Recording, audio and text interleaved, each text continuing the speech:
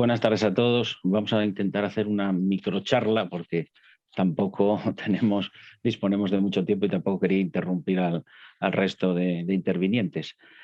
Bien, en relación al tema de la disposición del azabache, yo entiendo que ocupa una franja relativamente extensa. Quizás no se abordó en el caso de Isabel enteramente toda la franja que ocupa el azabache. Tienes restos efectivamente algo en Llanes, algo en Ribadesella, pero arranca fundamentalmente en Lastres y sobre todo, evidentemente, a partir de Tazones hasta Somío, en Gijón. Una franja que, como bien comentaba Isabel anteriormente, estudió el IGME en ese estudio clásico de los años 80 y que tuvimos ocasión de complementar un poco más en campo, que todavía no terminamos ese trabajo, que consistía en coger e inventariar pues todo el conjunto de huellas mineras, que como vamos a ver, a veces son especialmente efímeras, o sea, prácticamente ni siquiera son perceptibles a alguien que no esté buscando específicamente ese resto minero, y que a veces pasan desapercibidas, y causa de ello también fue en buena medida la destrucción de buena parte de este patrimonio minero. Un patrimonio minero que además tiene una profusión enorme en esa franja de la Marina, en particular entre Tazones y Somío, ¿no? Ahí, por ejemplo, en el caso entre la parroquia de Oles y Tazones, que bueno, en realidad en el caso de Tazones es una franja muy pequeña de espacio el que ocupa el área minera, pero que junto con la de Oles alcanzaría aproximadamente unos 3.000, estábamos hablando, sí, 3,5 kilómetros cuadrados aproximadamente, y en ese espacio tan pequeño nos encontramos con medio centenar abundante de huellas mineras. Unas huellas mineras que en el caso de Oles son huellas mineras relativamente recientes. Yo entiendo que la explotación del azabache, que efectivamente se desarrolló a lo largo ya posiblemente desde época protohistórica, fundamentalmente, aunque efectivamente tenemos datos de piezas de azabache pues, en el Solutrense de las Caldas, etcétera, o en Tito Bustillo, en el Magdaleniense Medio. Sí que yo creo que hace acto de presencia la minería, como en general casi toda la minería de rocas ornamentales, de verdad, a partir del Neolítico. Notable conjunto de huellas que se extiende en toda esa franja jurásica entre prácticamente Tazones y Somío, Gijón. Bien, comentaba anteriormente que efectivamente la parroquia de Oles, con el límite incluido también la pequeña parte que coge de la de Tazones, en 3,5 kilómetros tendríamos pues más de medio centenar de huellas. En general son pequeños chamizos muy similares a lo que sería la minería del carbón de montaña que se practicó todavía no hace tantas décadas en la zona central asturiana, y que guarda bastantes similitudes con este tipo de minería que se documenta en esta franja, que, como comentaba, se extiende desde Tazones prácticamente hasta Somío, en Gijón. Y fundamentalmente entre la carretera comarcal y el borde de los acantilados, especialmente en esa zona. En la zona más al interior puede haber, pues, yo creo que un tanto por ciento de huellas mineras, de un 3, un 4, un 5%, no mucho más allá. Y en esta franja que se extiende entre esa carretera comarcal y la costa, se distribuyen fundamentalmente las huellas dentro de las pequeñas vaguadas de esos riachuelos cortos, a veces de torrenteras que funcionan generalmente de forma estacional. No, hay pocas corrientes, quitando el río España y algún otro río por ahí, riachuelo más por ahí. La mayor parte son corrientes estacionales, pero que sí que dieron lugar, generalmente formadas, lógicamente, en fallas, en dislocaciones, aprovechando dislocaciones del sustrato geológico, que da lugar a la formación de un pequeño valle que va erosionando poco a poco esas pequeñas corrientes, y que a la vez evidentemente están cortando esos estratos jurásicos donde arma el azabache. Aquí en la primera diapositiva que tenemos en la exposición, yo creo que tengo como media docena, una cosa así, de diapositivas. Voy a ir dando el número y va pasando el colaborador las imágenes, porque yo no tengo acceso a moverlas. Bueno, pues en esta primera imagen podemos ver los acantilados de la zona de Oles, justo en primer término, donde tenemos el ganado. Ahí desemboca la Riega de los Molinos, que es donde se concentra, hay una concentración de más de sí, más veintitantas minas de azabache distribuidas justamente en esa pequeña vaguada. En la de enfrente, bueno, podemos ver un poco cómo sería una sección de estas vaguadas en la que tenemos justo al fondo, donde cae una preciosa cascada, y donde vemos también en ese acantilado, en el frente de ese acantilado, del cantil, cómo la erosión diferencial nos permite ver un poco cómo va la distribución de los estratos dentro del paquete geológico, ¿no? Y podemos ver que efectivamente esos estratos buzan ligeramente hacia el noroeste, o sea, tiene una caída hacia el mar bastante acusada y hacia el oeste, ¿no? Digamos hacia el territorio gallego, para entendernos, ¿no? Hacia Gijón, en este caso, porque estamos mirando desde Oles hacia Gijón. Bien,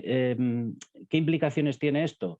Pues que la mayor parte de los minados se encuentran justo en la vertiente derecha de esas pequeñas vaguadas. O sea, se encontrarían en la imagen que tenemos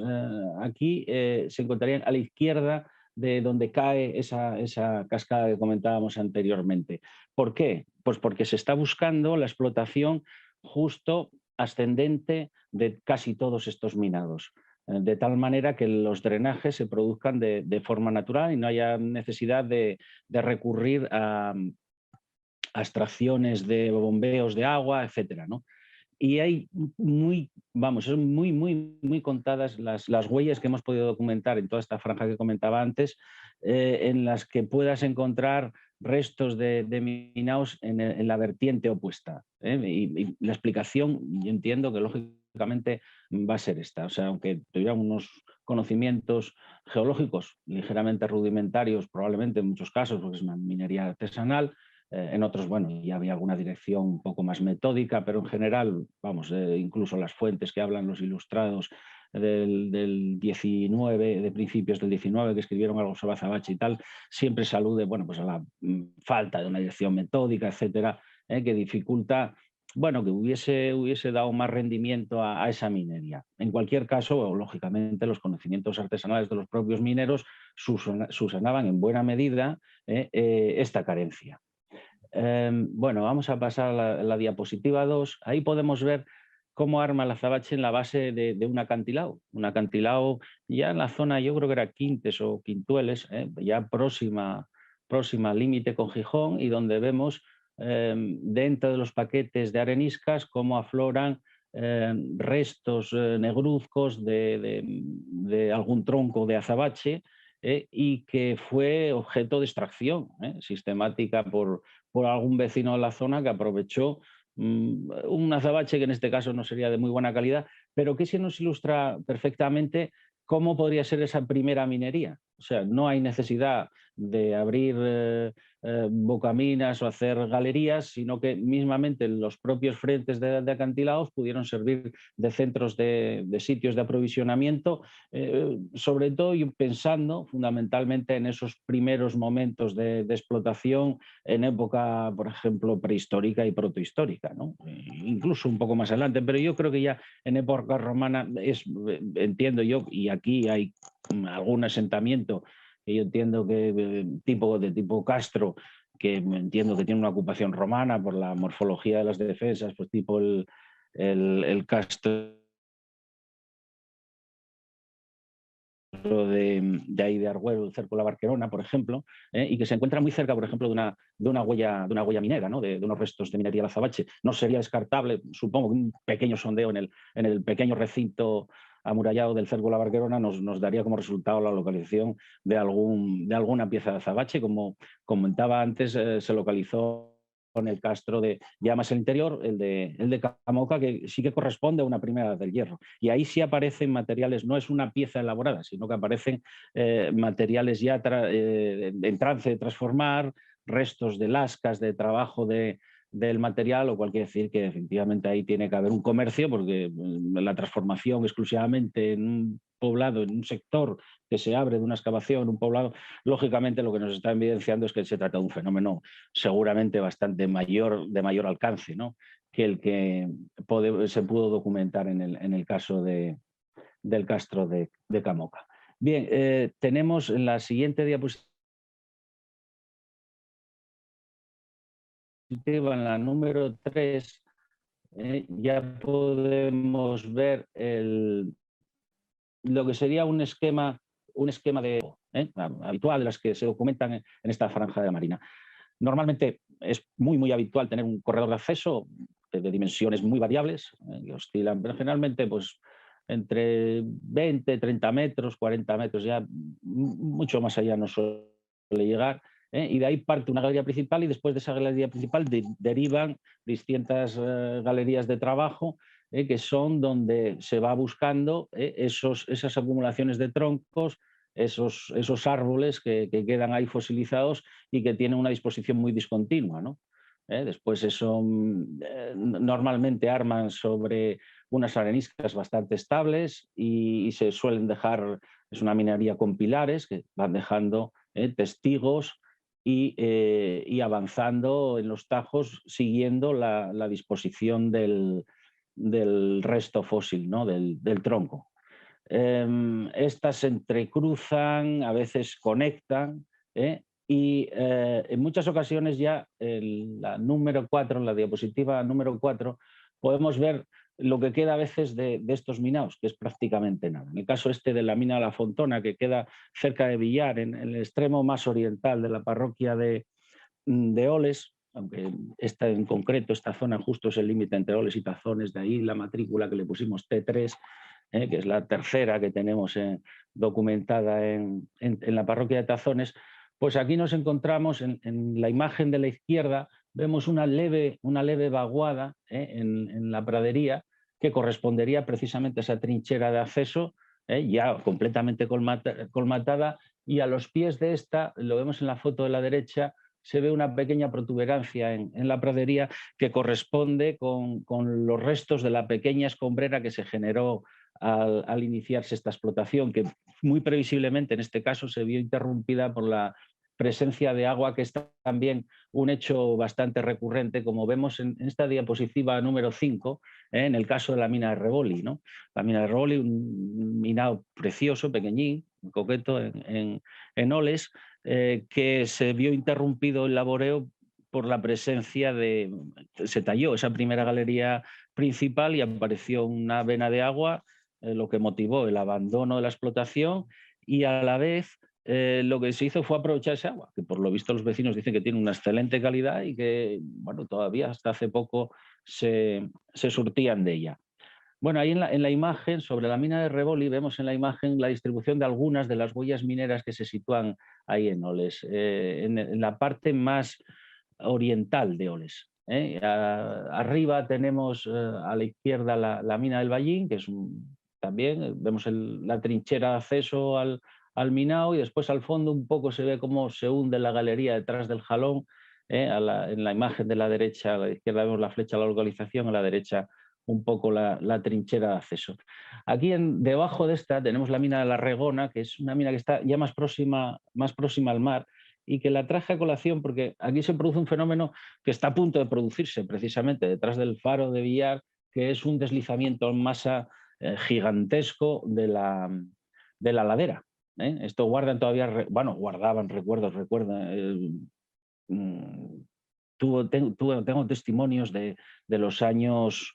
recabados en los años 90 de vecinos que todavía recordaban el estruendo enorme del desplome, del deslizamiento de masa que tuvo esta ladera, y quedó colgada donde se ve la flecha, ahí está colgada la galería, que tiene también chimeneas de aireación en la parte superior.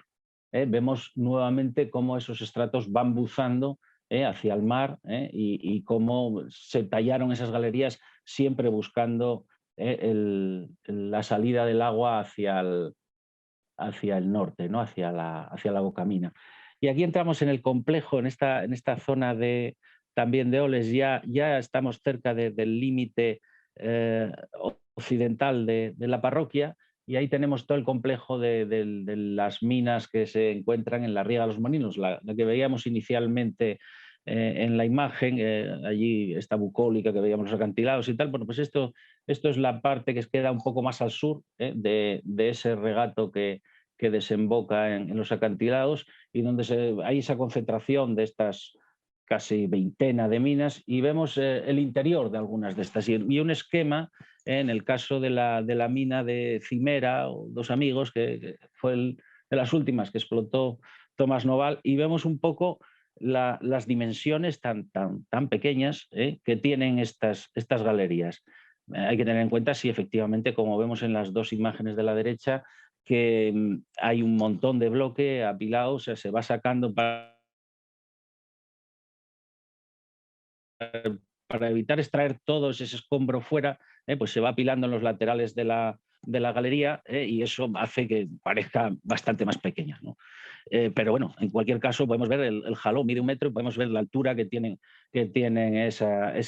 galería en concreto, ¿no? La foto de arriba es de otra de esas galerías que parte de la principal, que es donde está el jalón vertical, la otra que tenemos el jalón en horizontal. Tenemos ahí después la imagen y vemos lo que sería el esquema de ese tramo inicial del minado en cuestión. Y aquí podemos ver, efectivamente, a tenor de esa imagen, lo que nos sugiere la imagen, precisamente, yo creo que nos describe perfectamente el padre de Caveda y Nava, que hizo la descripción del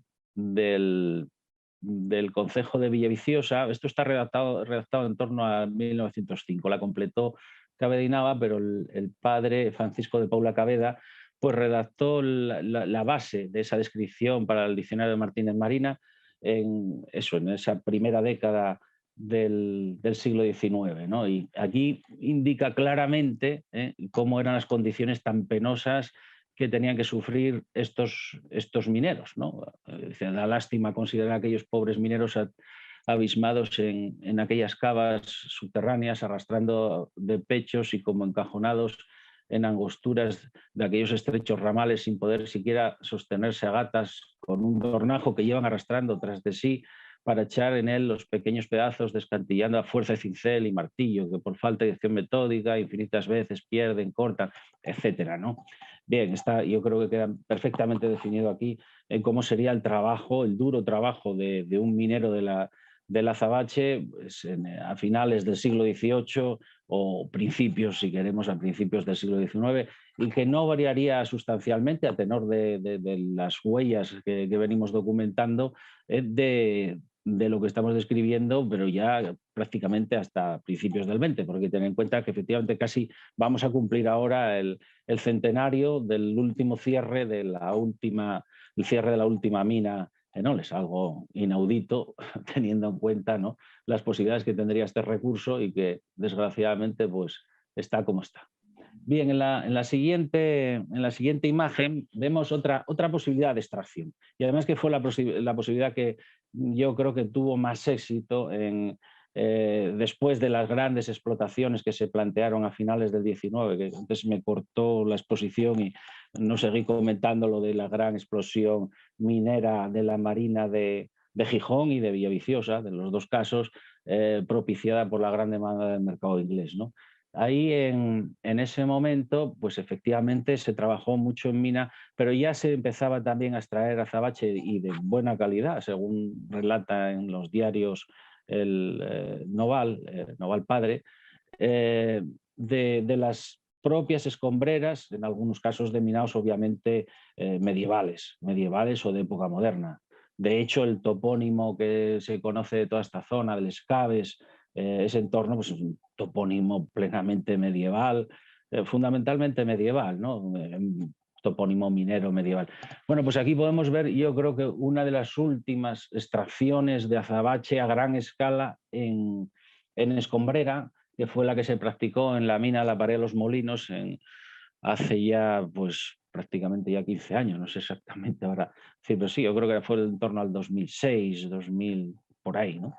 Y tenemos la cantidad, casi media tonelada de azabache que se ve ahí a la derecha, de mejor y peor calidad, y estaba sin escoger, lógicamente. ¿eh? Y vemos también pues, el estado de cómo se iba extrayendo por estos últimos mineros de fortuna, que habría de denominar, que en realidad eran operarios de una cooperativa forestal que estaba moviendo allí la escombrera para poder mantener un poco, arreglar un poco la penuria, y permitir además documentarla, la escombrera, pues aparte de eso, pues se consiguió también pues arreglar un poco la penuria de material que en aquel momento estaba sufriendo todo el sector azabachero y que, por desgracia, continúa en la actualidad. Bien, aquí tenemos, sí, efectivamente, vemos un ejemplo de un minado que